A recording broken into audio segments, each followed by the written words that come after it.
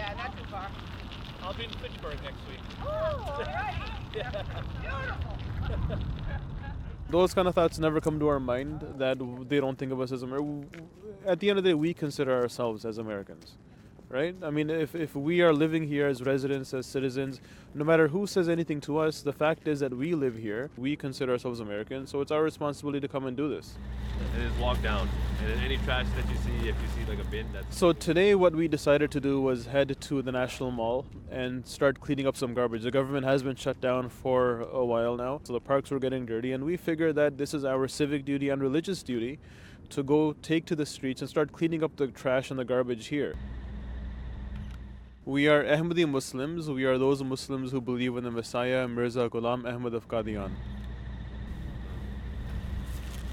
Alright, let's get to cleaning. The Messiah, Mirza Ghulam Ahmad of Qadian, he actually taught us that if you have a Hindu neighbor whose house is on fire, and if you don't go and help that person, then you are not a member of my community, of the Ahmadiyya Muslim community. So that is a level of standard of service of creation that we are taught to abide by. And so again here, if the parks are sitting here full of trash and garbage is strewn about everywhere, it's bothersome to people who come here, it's bothersome to the environment, then the serving creation means to come clean the trash up. It means to make the park look nice. It means helping the environment, helping the people, the tourists who come and enjoy the park. Volunteer. And you're just doing it because it's the right thing to do. That's the right thing to do. Exactly. It's cool. So we're part of the Ahmadiyya Muslim Youth Association, which is an auxiliary of the Ahmadiyya community at large. Yeah. So of course, we're wearing these vests, we're cleaning up the trash, so people do get curious and they ask what we're about. And so then when we tell them we're part of the Ahmadiyya Muslim community and we're doing this out of a level of service to our faith and abiding by the teachings of our faith, then people are usually very appreciative of that. They commend this behavior and action, that we live by our faith in that way, in the way in which we dignify our society and environment. Okay, good work, guys. All right, good seeing you guys.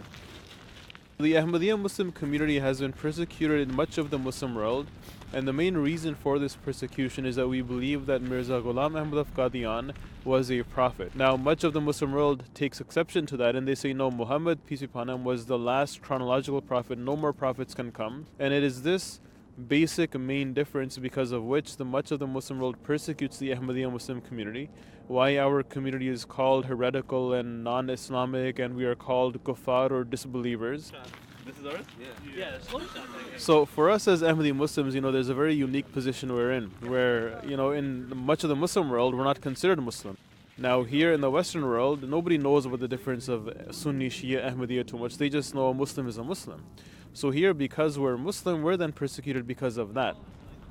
Life does become, for some Muslims, stressful then in these times. There are these cases of Muslims being attacked, women wearing hijabs or scarves being attacked or being yelled at or being abused. And so these are things that put you on your guard, and these are things that when you go out, you look twice.